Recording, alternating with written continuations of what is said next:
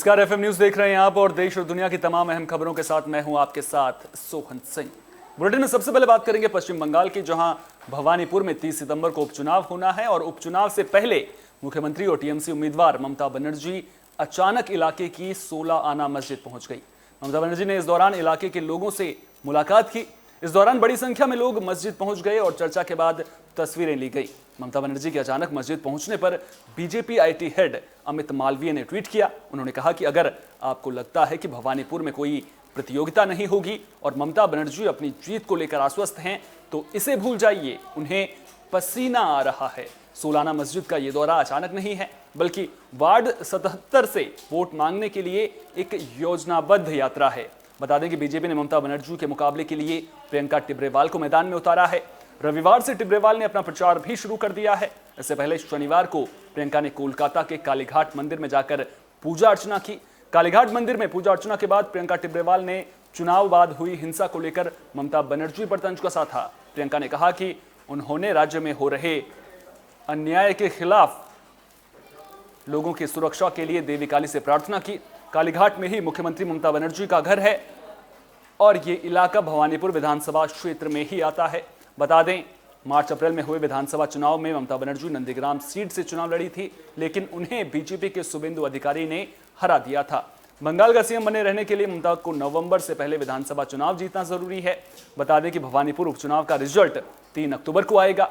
वहीं बंगाल बीजेपी उपाध्यक्ष अर्जुन सिंह ने चुनाव आयोग से मांग की है कि उपचुनाव वाले इलाकों में अर्धसैनिक बलों की 40-40 कंपनियों को तैनात किया जाए, क्योंकि मुख्यमंत्री चुनाव लड़ रही हैं, इसलिए वो लोगों को प्रभावित कर सकती हैं।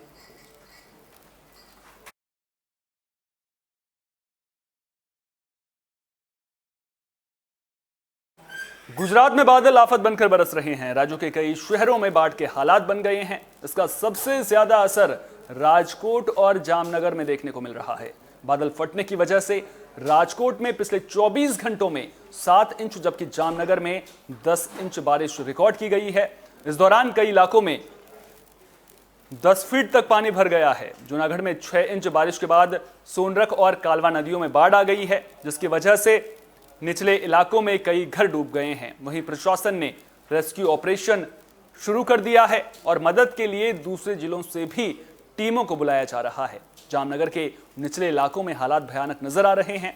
जानकारी के मुताबिक एनडीआरएफ, फायर ब्रिगेड और पुलिस की टीमें अब तक 230 लोगों का रेस्क्यू कर चुकी हैं।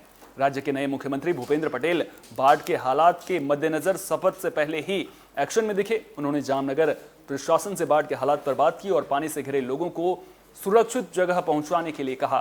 गुजरात के सौराष्ट्र में पिछले 5 दिन से लगातार बारिश हो रही है। निचले इलाकों में पानी भरने से लोगों को काफी नुकसान हुआ है।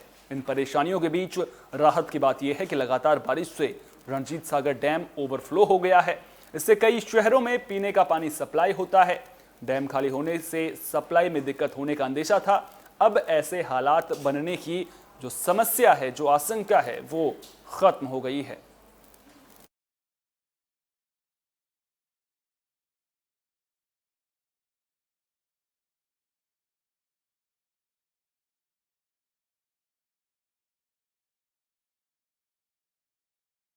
प्रदूषण की परेशानी से निपटने के लिए केंद्र सरकार ने बड़ा कदम उठाया है। केंद्र सरकार ने खरीफ फसलों की कटाई से पहले पंजाब, हरियाणा, यूपी और दिल्ली के लिए 496 करोड़ रुपए जारी किए हैं। इन पैसों से ये राज्य पराली को जलाने से रोकने और उसे खत्म करने के लिए जरूरी मशीनें खरीदेंगे। इन चारों राज्यों में पराली जलाने से हर साल दिल्ली एनसीआर में वायु प्रदूषण बढ़ जाता है। केंद्रीय कृषि सचिव संजय अग्रवाल ने बताया कि 2021-22 के लिए पंजाब को 235 करोड़, हरियाणा को 141 करोड़, यूपी को 115 करोड़ और दिल्ली को 5 करोड़ रुपए जारी किए गए हैं। भारतीय कृषि अनुसंधान परिषद और अन्य केंद्रीय एजेंसियों को 54.99 करोड़ रुपए दिए गए हैं। इन राज्यों में फसल अवशेषों के प्रबंधन के मकसद से कृषि मशीनीकरण को बढ़ावा देने के लिए एक केंद्रीय योजना के हिस्से के रूप में फंड जारी किया गया। उन्होंने कहा कि पराली की समस्या से निपटने के लिए जल्द ही पंजाब और हरियाणा सरकार के प्रतिनिधियों के साथ बैठक भी की जाएगी। खरीफ की प्रमुख फसल धान की कटाई अक्टूबर में शुरू होगी।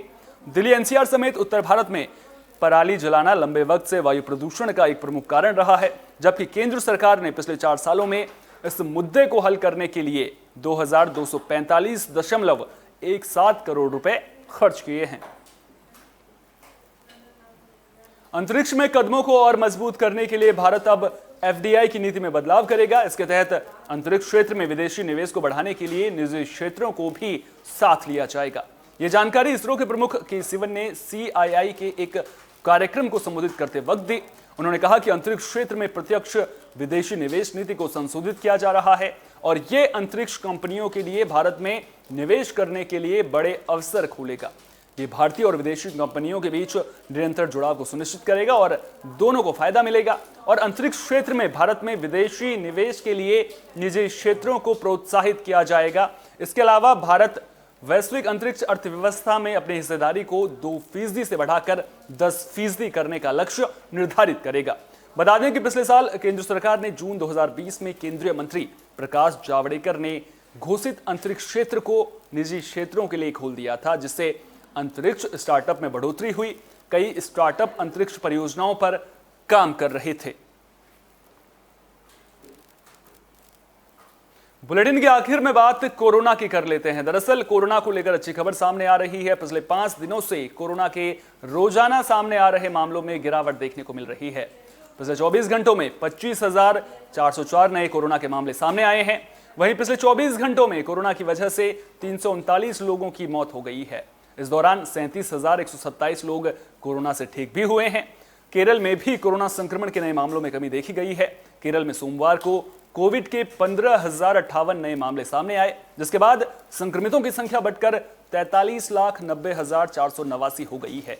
वहीं संक्रमण से 99 और मरीजों की मौत होने से मृतकों की संख्या बढ़कर 22,650 हो गई है। राज्य के 14 जिलों में से त्रिशूर में कोविड के सबसे ज्यादा 2,158 मामले सामने आए हैं।